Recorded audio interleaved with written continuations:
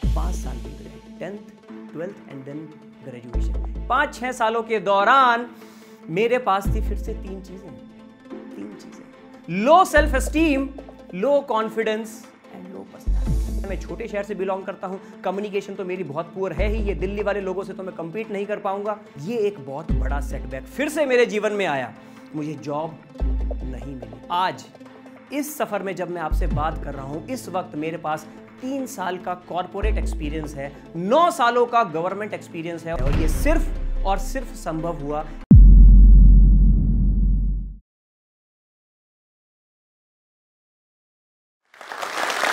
when life gives you lemons, make shikanji out of it and move ahead. जी हां, जब जिंदगी आपके ऊपर लेमन्स फेंक कर मारती है, लेमन एक खट्टी चीज है, बुरी चीज है, क्रिप नहीं करना है, कंप्लेंट नहीं करनी है, शिकंजी बनाइए और आगे बढ़ जाइए।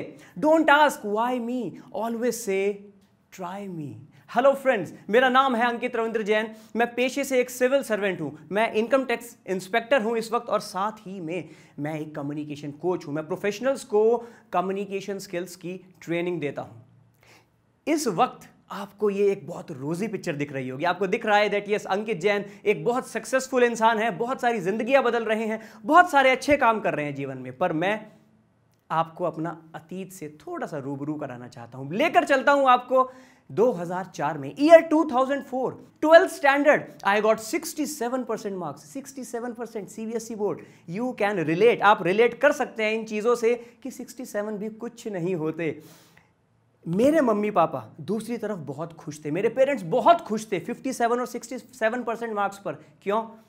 क्योंकि मेरे पास होने के भी लाले पड़ रहे थे, तो वो बहुत खुश थे कि उनका बेटा पास हो गया। पर 12th स्टैंडर्ड के बाद जो 67% मेरे हाथ में थे, उसके अलावा मेरे हाथ में थी तीन चीजें, zero vision, zero dreams and zero personality. Personality नहीं थी, ड्रीम्स नहीं थी, करना क्या है, और विजन बिल्कुल भी नहीं, कैसे करना है, कब करना है, कहां करना है, नो आइडिया एट ऑल। आगे बढ़ते हैं। ग्रेजुएशन करने के लिए अपने शहर से पहली बार मैं बाहर निकला, हॉस्टल में रहा 3 साल। 3 साल में 3 बार मैं घर भागकर वापस आ गया। This is the truth again. पर मैं बताना चाहता हूं आपको, 3 साल में 3 बार। आप सोचकर देखिए एक माँ बाप पर क्या गुजरती होगी, जो लाखों रुपए लगाकर आपको पढ़ने भेज रहे हैं, आपके अच्छे भविष्य के लिए आपको आगे घर से दूर पढ़ने भेज रहे हैं, और उनका बेटा लौट कर वापस आ रहा है और बोल रहा है कि मुझे पढ़ाई नहीं करनी है। जैसा मेरा व्यू पॉइंट था 10th में, 12th में, वो अभी भी व्यू पॉइंट था पूरे 3 साल ग्रेजुएशन के समय। बस मुझे पढ़ने को मत बोलो, कुछ भी कराओ, पढ़ने को मत बोलो। तो मैं पापा के पास आकर बोलता था, पापा मुझे अपनी दुकान पर बिठा लो। मैं एक छोटे से शहर से बिलोंग करता हूँ, सहारनपुर से। वहाँ पर एक छोटी सी दुकान मेरे पापा उस वक्त चलाते थे, हैंडलूम की हमारी दुकान थी। और मैंने अपने पापा से बोला कि पापा मुझे अपनी दुकान पर बिठा लो, मुझे पढ़ाई नहीं करनी है। मेरे पापा ने सिर्फ यही कहा कि बेटा पढ़ते जाओ, कुछ भी हो जाए तुझसे ये कपड़ा नहीं नपवाना है, मुझको ये कपड़ा नहीं नापने दूंगा मैं तुझे पढ़ना है, तुझे अफसर बनना है, तुझे बड़ा आदमी बनना है, तुझे कुछ बड़ा करना है, तुझे दुकान पर नहीं बैठने दूंगा मैं, इस छोटी दुकान पर बिल्कुल भी नहीं। हुआ क्या, 5 साल बीत गए, 10th 12th and then graduation.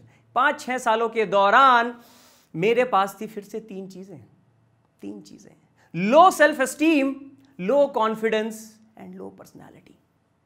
Self confidence zero, self esteem एकदम जीरो, और पर्सनैलिटी एकदम जीरो। क्यों जीरो? क्योंकि ग्रेजुएशन में 3 साल आई सफर्ड अलॉट, बहुत मुश्किलों का सामना करना पड़ा। क्यों? क्योंकि मुझे मालूम ही नहीं था कि अपनी चीजों को आगे रखना कैसे है, लोगों से बात कैसे करनी है, how to talk to strangers, मालूम नहीं था।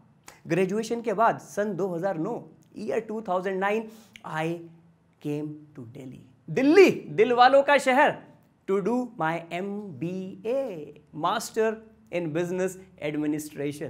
पहला दिन कॉलेज का, मुझे बोला अंकित स्टेज पर जाओ, अपना इंट्रोडक्शन दो। वो मेरी जिंदगी का एक हिला देने वाला मंजर था। क्यों?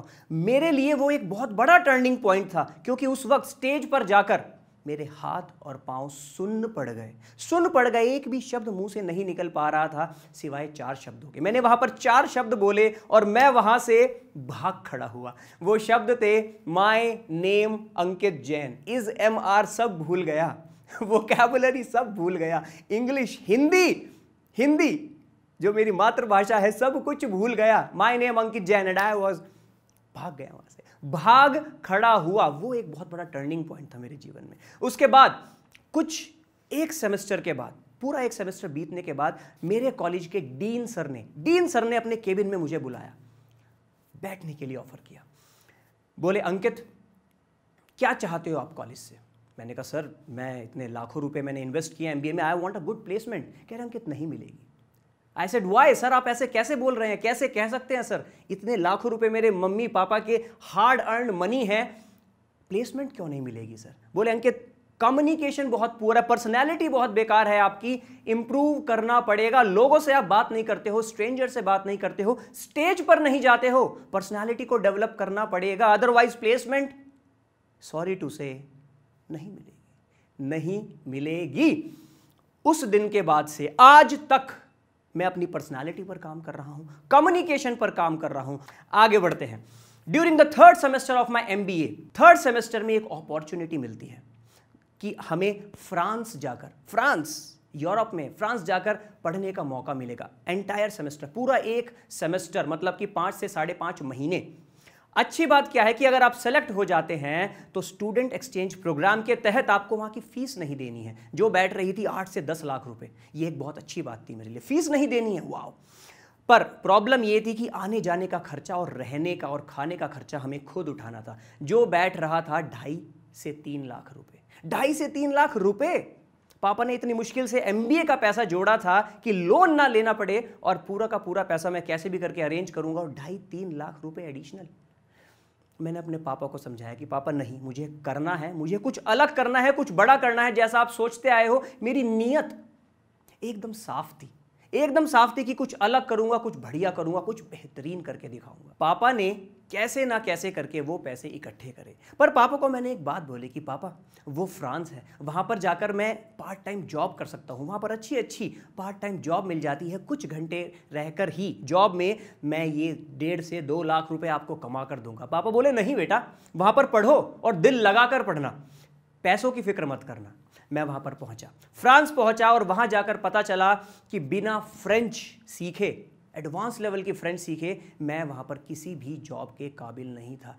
गंदी से गंदी जॉब मैंने वहां पर ढूंढी, रिसेप्शनिस्ट की, वेटर की, anything and everything I search, मैंने ढूंढी। वहां पर सारे मॉल्स में गया, मल्टीप्लेक्सेस में गया, रेस्टोरेंट्स में गया, हर जगह मैं वहां पर गया। पर वो यही बोलते थे कि फ्रेंच एटलीस्ट इंटरमीडिएट लेवल आनी चाहिए, और मुझे फ्रेंच आती थी बिगिनर्स लेवल, मैं सीख रहा था। ये एक बहुत बड़ा सेटबैक फिर से मेरे जीवन में आया, मुझे जॉब नहीं मिली। पर मैंने तो वादा किया था, मैंने तो पापा से वादा किया था कि नहीं, 2.5 से 3 लाख रुपए कमा कर आऊंगा वहां से, आपको एक्स्ट्रा बर्डन नहीं होने दूंगा। इस वक्त आपको देने हैं, पर मैं उसको पे कर दूंगा अगले 5 महीने में, ये मेरा वादा है आपसे। वादा किया था, जॉब नहीं मिल रही थी।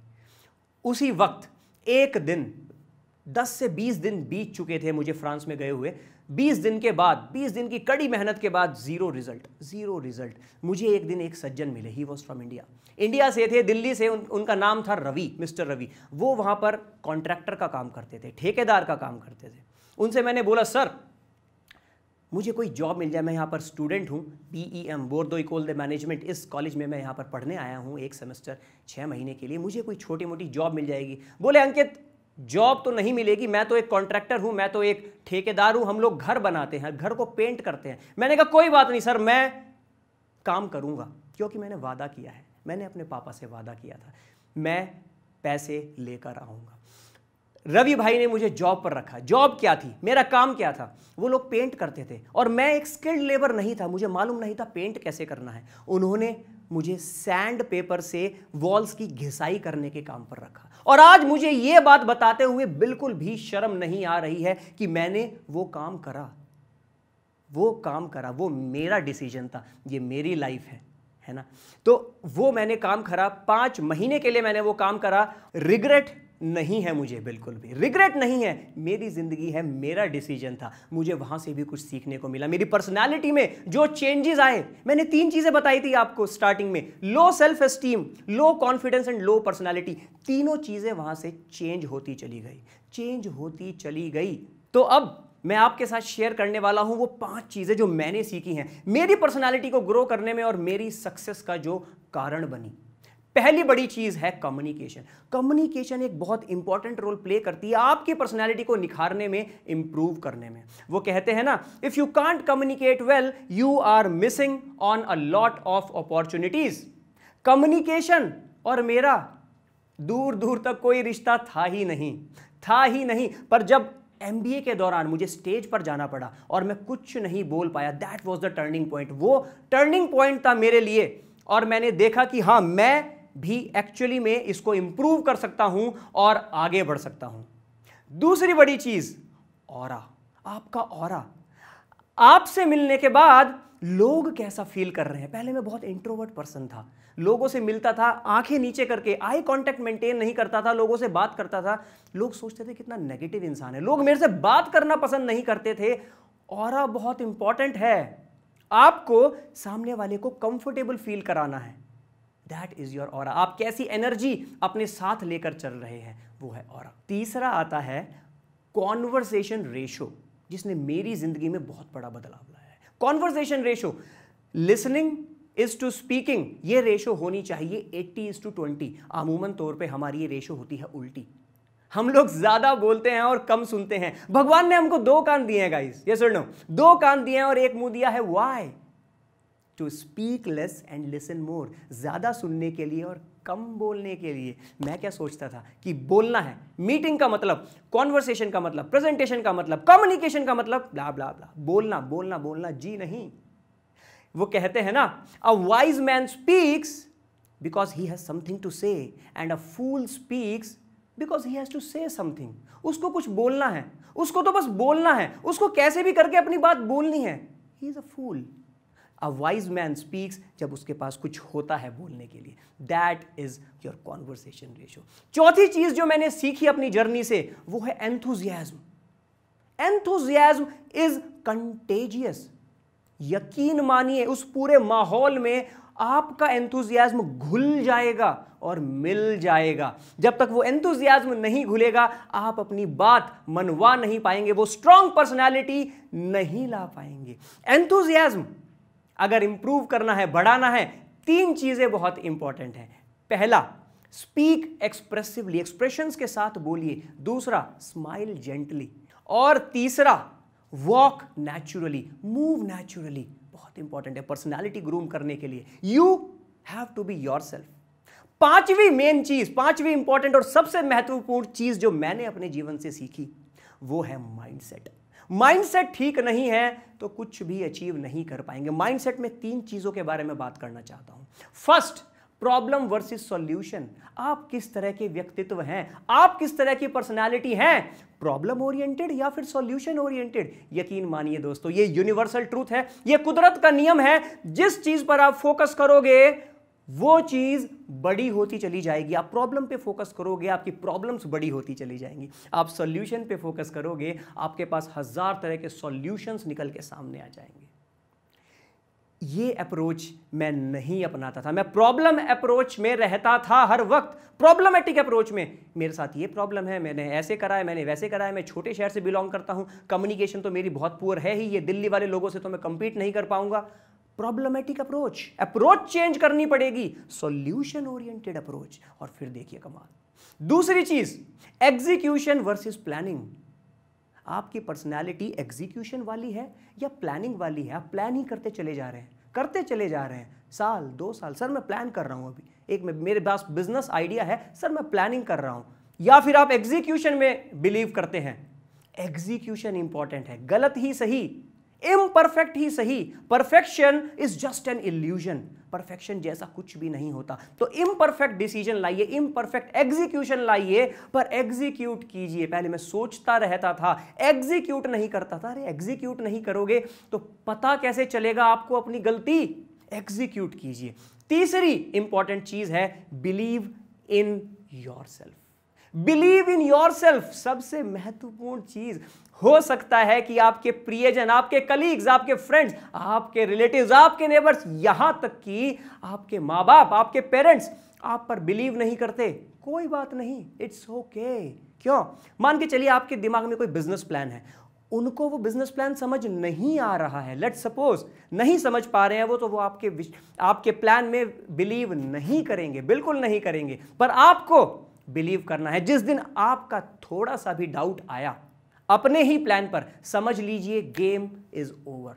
तो सेल्फ डाउट नहीं करना है, you have to believe in yourself. और आज इस सफर में जब मैं आपसे बात कर रहा हूं, इस वक्त मेरे पास 3 साल का कॉर्पोरेट एक्सपीरियंस है, 9 सालों का गवर्नमेंट एक्सपीरियंस है और 4 सालों का कोचिंग एंड मेंटरिंग का एक्सपीरियंस है। और ये सिर्फ और सिर्फ संभव हुआ मेरे माँ बाप की वजह से, क्योंकि वो पीछे से पुश करते रहे। एक बच्चे को चलाने के लिए कितना समय लगता है दोस्तों? कितना समय लगता है? 1 साल, 1.5 साल। उन्होंने मुझे 22 सालों तक चलाया है कि अंकित चल, आगे बढ़, हम तेरे पीछे खड़े हैं, तुझे आगे बढ़ना है, तेरे पास पीछे मुड़ने का कोई ऑप्शन है ही नहीं। तो अंत में सिर्फ आपसे यही बात बोलना चाहता हूं कि अगर मेरे जैसा इंसान कर सकता है ना, तो आप भी कर सकते हो। जिसको लोगों से बात करने में प्रॉब्लम थी, आज उसके सोशल मीडिया पर इतने सारे फॉलोअर्स हैं। अगर ये कर सकता है तो आप भी कर सकते हो। छुपता फिरता था मैं लोगों से और आज स्टेजेस पर जाकर प्रोफेशनल स्पीकिंग करता हूं। ये कर सकता है ना, आप भी कर सकते हो। जिसे लोग पूछते नहीं थे, आज बोलते हैं सर आपके जैसी पर्सनालिटी करनी है मुझे। ये कर सकता है तो आप भी कर सकते हो। जो ठीक से बोल नहीं पाता था, आज हजारों लोगों को कम्युनिकेशन की ट्रेनिंग दे रहा है। ये कर सकता है ना, तो आप भी कर सकते हो। जिसको कोई जानता नहीं था, आज जोश टॉक्स की स्टेज पर आकर अपनी स्टोरी शेयर कर रहा है। यकीन मानिए दोस्तों, अगर ये इंसान कर सकता है तो आप भी कर सकते हैं। अगर आप इस टॉक के एंड तक पहुंच चुके हैं तो मैं आपको जोश टॉक्स का एक दूसरा रूप भी दिखाना चाहता हूं, जिससे मैं काफ़ी देर से जुड़ा हुआ हूं और मुझे बहुत बहुत ज़्यादा पसंद है कि वो क्या कर रहे हैं। जोश टॉक्स ने एक नया ऐप लॉन्च किया है जिसका नाम है जोश स्किल्स। अब वो नया नहीं रहा, काफ़ी टाइम से है, लाखों लोग उसको अब यूज़ करते हैं।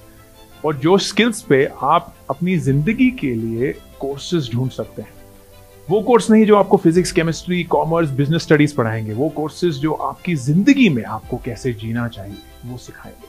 मैंने खुद जो स्किल्स पे बहुत सारे कोर्सेज बनाए हैं, पब्लिक स्पीकिंग पे, इमोशनल क्राइसिस कैसे हैंडल किया जाए, अपनी पर्सनालिटी कैसे डेवलप की जाए। हर एक कोर्स में डेली क्विजेज हैं, एक्सरसाइजेज हैं, एक बहुत ही खूबसूरत कम्युनिटी है जो आपको सपोर्ट करेगी, आपको इनकरेज करेगी। आज ही डाउनलोड करें जोश स्किल्स का ऐप और उनके कोर्सेज एक्सप्लोर करके अपनी जिंदगी को आगे बढ़ाएं।